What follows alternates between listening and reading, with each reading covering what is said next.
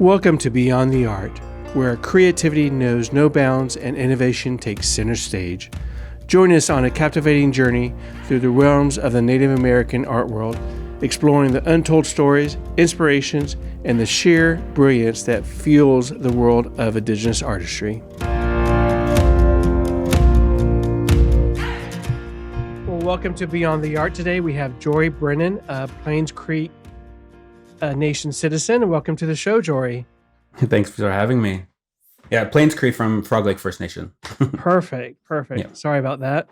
No Why worries. don't you go ahead and share with us a little bit about your journey into bead artistry and how your heritage has influenced your work? Okay, well, quick introduction. Yeah, my name is Jori Brennon. That is my handle across my socials. My full name is Jori Brennon Waskahat. And yeah, I am from Frog Lake First Nation. I also grew up in Minnestickwin, which is Island Lake First Nation in Saskatchewan. So I kind of call both my homes. One is my dad's reserve, one is my mom's reserve. So that's who I am as a person. I moved to Toronto last year to pursue, like artistry, and I wanted to be a part of the industry in a way that I guess wasn't as accessible as I like. Being in Edmonton, I felt like it was smaller, so Toronto seemed like the hub to do and like partake in the industry. Mm-hmm. So what got you started? What really inspired you and motivated you to kickstart your journey into bead artistry? I started actually because I wanted to make myself a grass outfit. Like I wanted to start pow-wow dancing. Mm-hmm. And it wasn't, I think it was like in the winter of like 2021, like just before the pandemic hit. Perfect time. Perfect time. It really allowed me to just sit there and because I was stuck at home. So all I did was just sit there and bead and bead and bead. But just before the pandemic hit, I sat down with my mom at the table and I asked her to show me how to bead because I really wanted to bead myself an outfit. And I also had some friends that I really wanted to bead for. So yeah, I think it was just like pandemic seems so far away now. I know it but does. Like 2020, I think December 2020. It was just around Christmas. Yeah, we sat down on the table. She gave me a bunch of her beads, and she showed me how to make a little medallion. So that was your first piece, the medallion? Yeah, that was my very first piece, and it went really well. It came out really nice, so I was like very, very shocked. I was like, you know what? I think I can do this. Hey, it's not so bad, not so hard. Yeah. Well, my mom was a beader, and my sister also beaded beforehand as well. So, kind of like to say that like I headed my blood. Yeah, you're around the pros that they knew it's essential. Yeah. So, besides doing it and having the inspiration to do it from your family, was there anything that really drew you to beadworking instead of going into painting or pottery or other elements of Native American artistry? Yeah, well, I actually like fooled around with painting. Like I wouldn't call myself a painter at all, but I do like to sit down like every 5 years and I'll like paint something. Or when I was younger, I used to sketch a lot. So I was always interested in the arts. Mm-hmm. So when beadwork came along, it just felt natural, and I really liked working with my hands in that way. So I think beadwork was just a natural step for me, as opposed to like sketching or to painting, because I felt more at home with beads. How do you typically start a new project, and where do you find your inspiration for your designs? How I first start, it always starts just from like an inkling. I'm like, ooh, I really want to do something, or like I'll see something that'll inspire me, whether that be like an arrowhead or something. I'll find something like imagery, and then I'll build off of that. And actually, I really like to look at drag queens and like their earrings, their jewelry, because they're so extravagant. And like I tell myself all the time, I'm like, they're just wearing like auntie earrings. Right. They have like these big earrings, and like it makes me laugh because like we're known for our big earrings and like our big auntie earrings. Uh-huh. So like some of the times I'll just look at drag queens and I'll be like, oh, this is what they're wearing. Like, look at the shape of them. They're like they're really extravagant and really like blingy. And like, if I can sort of make it more indigenous, then that's sort of how like I get my inspiration. It always starts Right. from just imagery, and then I'll say, how can I add like an indigenous flair to this? How do you add your own personal cultural heritage into it? Well, when I first started, actually, I did a lot of floral earrings because like Plains Cree, their type of beadwork is floral work. Hmm. So when I first started, like I did a lot of florals and everything, but now I kind of I just do whatever feels right, you know, without so much appropriating other like indigenous like tribes designs. I Hmm. will, yeah, I'll just yeah, I don't even know. That's a good question. Like you kind of just Just do, comes you to know? you. Yeah, it just comes to you. Yeah. Are there specific stories, symbols, or traditions from the Plains Creek culture that consistently appear in your artwork? Like you said, you mentioned the floral work. So, are you best known for that type of imagery, the floral imagery? No, actually, I'm kind of all over the place as like a bead artist. Hmm. I started with florals because I thought that was the most appropriate way for me to learn. So like I did a lot of flowers, and I still like time to time do like floral work still, but like I do like a lot of pop things. So I'll do like Pokemon medallions. I'll do like Zelda or like Hmm. really like nerdy stuff because I like bridging sort of that the new age like pop imagery with sort of cultural and traditional Hmm. styles and beadwork, you know. Yeah. Oh, what are some of the challenges that you faced as a bead artist, and how do you overcome them? Some of the challenges that I faced was just a learning.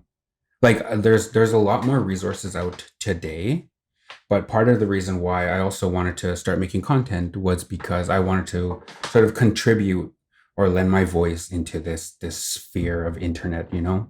Hmm.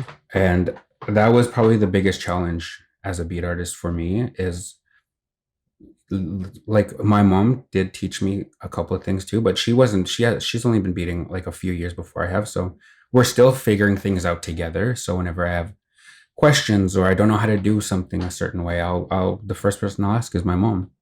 But if she doesn't know, I'm kind of like, oh well, let's try to figure this out. And Moms are supposed like to know everything.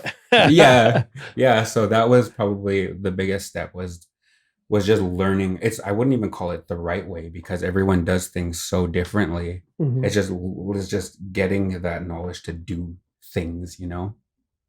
What do you feel is the most rewarding aspect of being a bead artist? Seeing your workout, Yeah. like seeing people wear it to events, you know, so they'll tag me in pictures. That always feels really amazing. It just seeing people appreciate or recognize your work even, I think that is probably the biggest source of happiness as an artist for me. So, what is the spectrum of the type of beadwork you do? You do earrings, and what other type of jewelry do you appear in your um beadwork? so I do like a lot of earrings. I'll Hmm. do chokers. My next place I want to go is I want to start incorporating beadwork onto like jackets and like start doing, I don't know, like a sort of semi like clothing launch. And I really Hmm. want to step into this couture kind of world and use a lot of like indigenous imagery and like beadwork and bead styles into like classic fits as well. Right. Yeah. So, you're looking to expand your repertoire of actually producing the clothing line, or just doing the beadwork on the clothing itself? No, I want to do the clothing line, Yeah. but yeah, I wanted to marry both of the beadwork because I just love beadwork so much, and like if I can take that in sort of different forms, then I'm gonna try to do that. How do you think your work now as a bead artist contributes to the preservation and understanding of your tribal affiliation in your nation? Sorry, how do I what?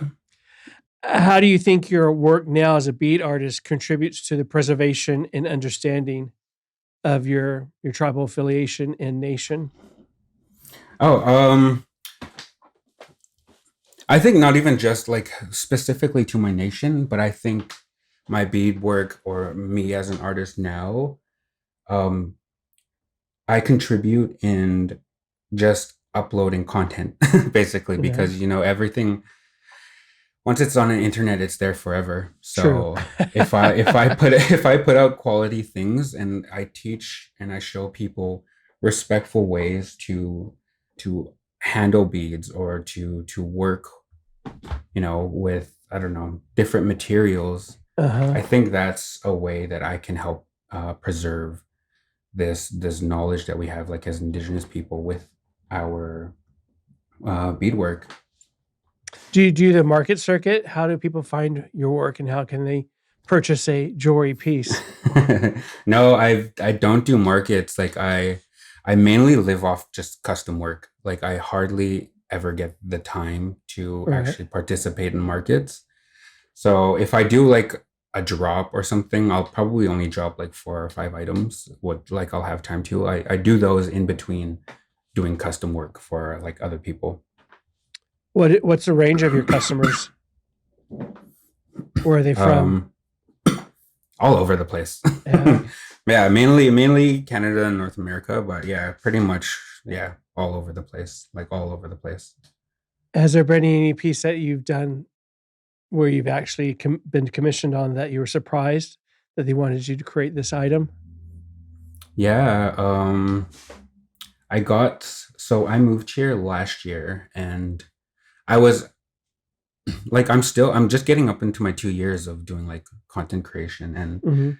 just the response has been amazing. Like I'm so surprised at how much people like resonated with my work. Or it's not even like being a great bead artist, but I think people resonate with the stories that I tell alongside my beadwork. And I'm happy that people are like drawn to it, or who have just showed so much support in the last year. But last year, one of the biggest things that happened to me at that time was Amber Mid Thunder. She was the star of Prey. Mhm. She randomly inboxed me and she's like, "Hey, like we really like your work. It's like we're looking to have a piece at this event. Like this is what sort of we're wearing. Can you create a piece that will like match up to the outfit?" And I was like, "Oh, perfect. That's exactly what I love to do." Like you just give me some imagery or you tell me what you're wearing and I will create Right. something. Yeah. So that was really amazing for me. And I was like, that was the biggest thing that happened to me around that time, and I was really proud. So what's your process? Do you sketch or have something in your mind or an idea and you just go to it? Or how do you Yeah, start creating an item? like that, like the let's just use the Amber Mid Thunder example. So um she had like a really like a lot of like indigenous like imagery on Mhm. like her coat and everything. I think there was like horses and stuff. So I really want to do that. And like the image of like an arrowhead popped into my head. So I just created like these like big arrowhead earrings and they came out really well. They were turquoise. They're a really big hit actually. Mhm. I think they really, when I posted that video on Instagram, it got like almost 5 million views or something. Like it was Wow. crazy. It was intense. So yeah, that was the first initial like oomph that started Right. my Instagram That's journey. Yeah. that's more than an oomph, but Yeah. So yeah, and I'm happy that it was successful in terms of content, but I was also very happy that Amber Mid Thunder would have a piece of my art. that's fantastic. Wow. Yeah, that's a moment, I would call it. Yeah, it was a moment. So, do you have a backlog of ideas of things you wanna create, or is it just as they come and you're being commissioned to do these pieces? Oh, like I know I have a lot, like lots of things on the go. Like I really want to do like just different things while trying Mhm. to like focus on getting people like their custom work done. But I haven't actually taken any custom work at the moment because I'm doing my first market at Indigenous Fashion Arts here in Toronto. And it was like when I first landed in Toronto, um, my friend Leslie Hampton, she was looking for earrings for her runway.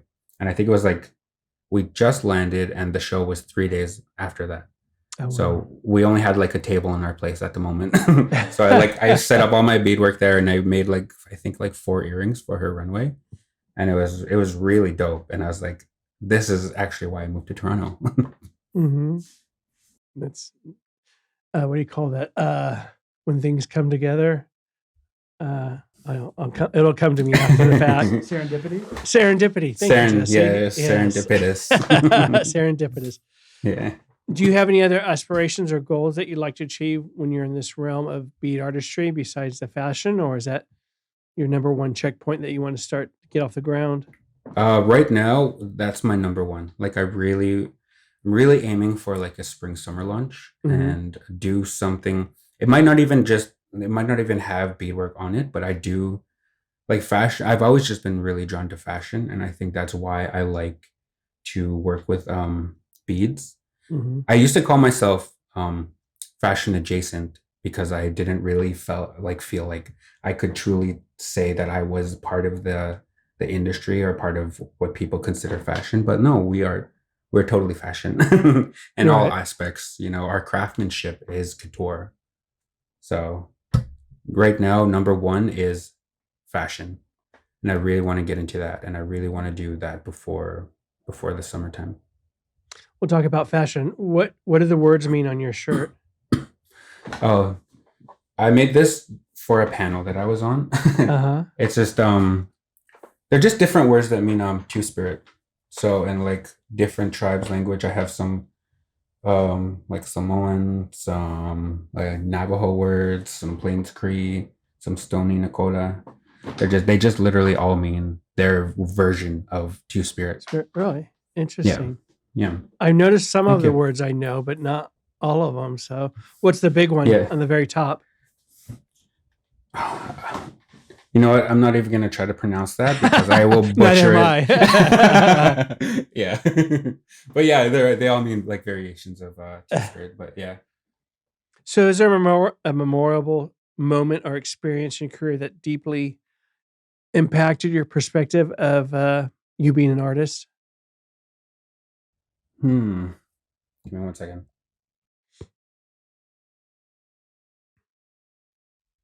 Clear your throat for me, Craig. Me? Yeah, you sound a little gravelly. It's there. It's just there. Yeah. All right. I can't help my voice. I will live with it. All right. Yeah, I've tried. I was like, is he gonna cough at some point? No, okay. It's just since my surgery. Oh, okay. Yeah. All right. Sorry. Oh, surgery. Yeah, it's shoulder surgery 2 weeks ago, and I have about another 6 weeks of recovery. So my voice has changed. It's like I'm sleepy, or I don't know, groggy. Sorry, go ahead. No worries. So something that impacted your perspective or impacted a moment in your journey of being a bead artist. Well, I'm trying to think of like specific moments, but I think one of the biggest things that changed me, not just as like an artist, but as a person, I was an addict for some time, and it was a little after the pandemic started that it got really bad. Like I lost my little brother, and after that it was just like a whirlwind of just unfortunate events, and it led me down this path for like a good half a year where I was just I was on drugs, and it was getting really bad. And when I decided to get sober, that's when I remember because I stayed home, and I was like a distraught and whatever, and I just picked up beading, and I was like, before I was doing it, I was like picking up here and there, whatever, but like during that time I really, really took it seriously. And I think beadwork helped me preserve my sanity when I was, getting off the drugs. So I think that was such like a pivotal moment for me as a person, but definitely it allowed me to be on the journey to actually call myself an artist, because I don't really think I was. I loved art before, but I Hmm. never really participated in it the way that I do now, if it without having all of that struggle before, you know? So it gave you a focus, I guess, to tear you away from other things. Yeah, and it kept me busy. It kept my hands really, really busy. Yeah. And I would just like be so engrossed in a project, and I'd be so just hyper focused, and I would be sitting there for probably 14 hours, at the detriment to my back.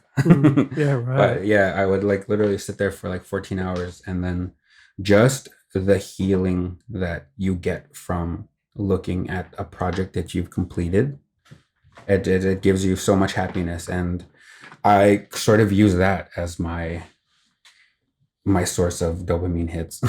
Right. Yeah. So, where do you get most of your material to work with? Do you have a source, or is it you just have to really look? And do you look for antiquated beads or legacy No, beads? no, like I see people do that all the time, and I would like to Mhm. participate, but no, I'm too much of like a homebody.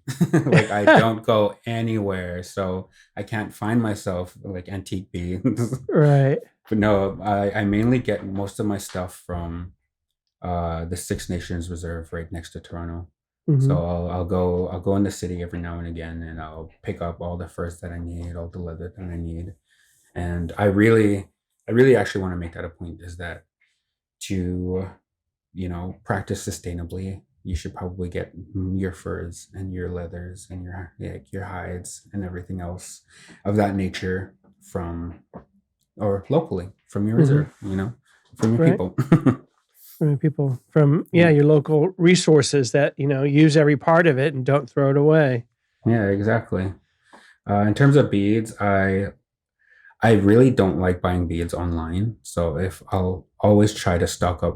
When I fly home to Edmonton, I go to this little town beside it called Wetaskiwin, and I'll just go pick up all my beads. And I'll literally come home with probably like 10 pounds of just beads. Hmm. Like I will stock up because I hate buying online.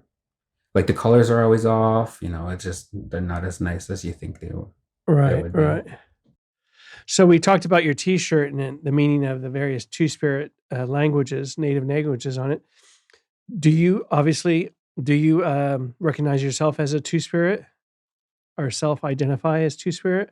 I do, yes. I self-identify as both two-spirit and queer. So I like to put both in my bios on my socials. And do you Because I try to? think, Oh, go ahead. Sorry. oh, no, no worries. Because I think while you can, or there is a degree of like, I don't know, conflation, like Hmm. between the two, Right. I think they do mean different things. So I think when you take on the role of a two-spirit person, you are sort of have different obligations or different duties as a person. You're supposed to be sort of semi role model or Hmm. storyteller or somebody who like advocates.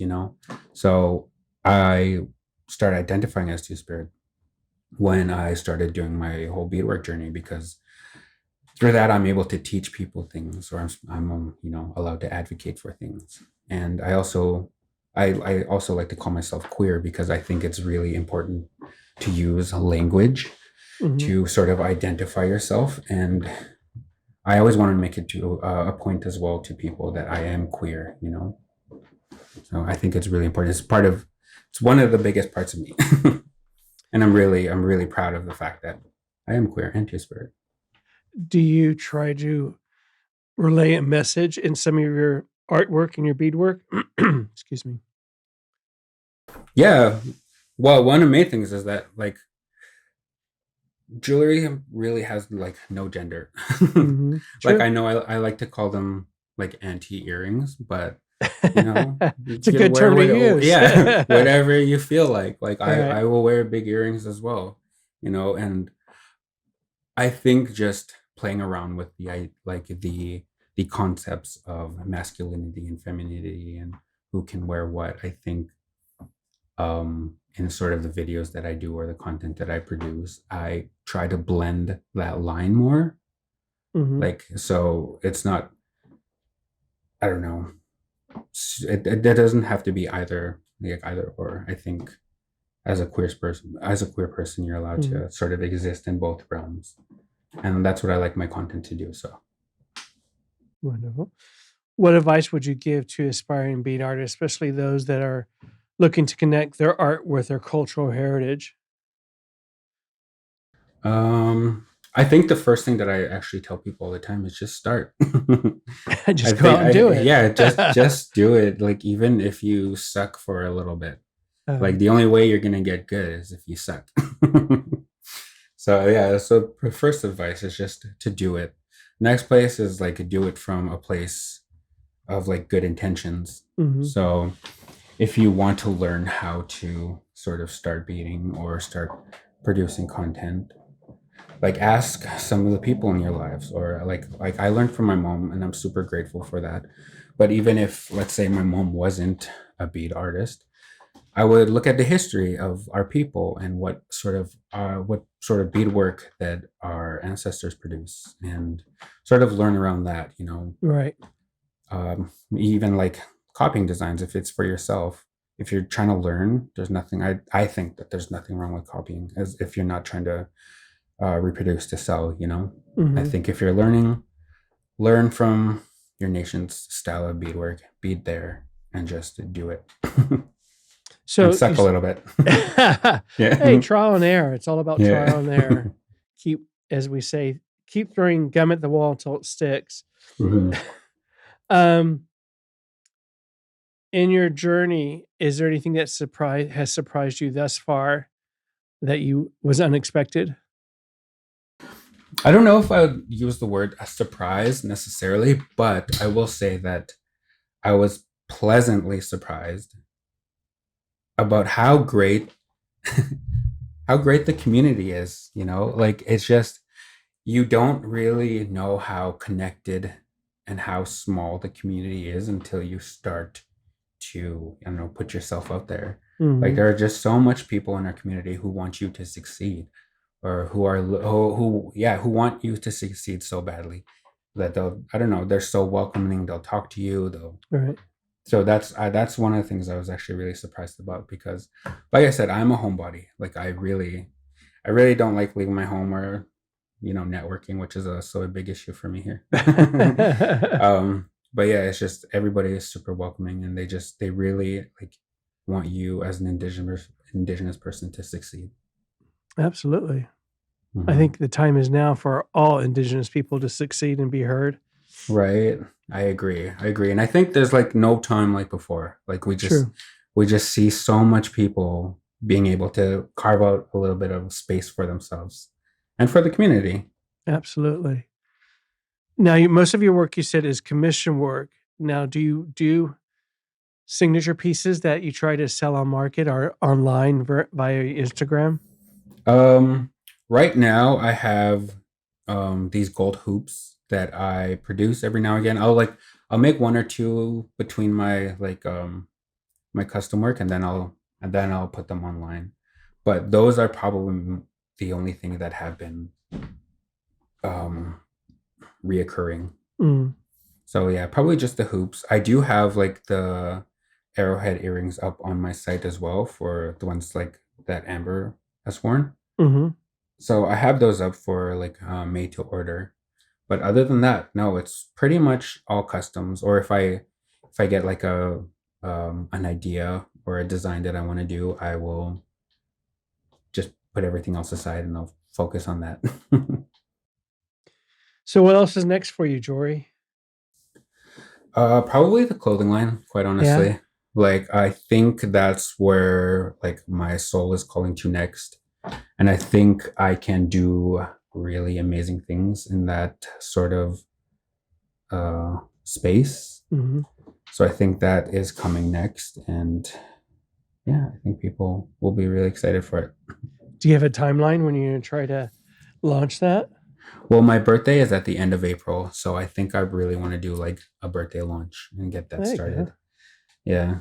Like, I don't want to say unfortunately, but like, it has been a little harder for me to create like at the moment. So I think also one of the things on my list is to get to a place where I can be sort of self-sustaining just on content or on earrings or something, because I know like even I think that's like almost like a big misunderstanding too with people who may have like a bigger following, is that we are making all kinds of money. And no, I think you still have to continue to, I don't know, work on that. Yep, yep. It's to be successful, you have to keep busy and you have to work at it too. Exactly. So that's also on my goal. Like right now, I work full time as well with the city of Toronto. I'm a crisis response specialist. So I work a lot in the mental health field. And as much as I love that, I think it's also time. Like I moved here to take the arts seriously. So I think Right. it's time to do so. Yeah. Your calling is now. Yeah. Well, Jori, is there anything else you would like to share with us and tell our listeners about you and your beautiful artwork that you create? No, just, give me a follow if you want. Follow the journey. Yeah. Well, I appreciate you coming on the show today. It's been a pleasure to meet you, and much success to you in the forthcoming new year. Yeah, you as well. Thank you for having me. Absolutely. Thank you. Okay.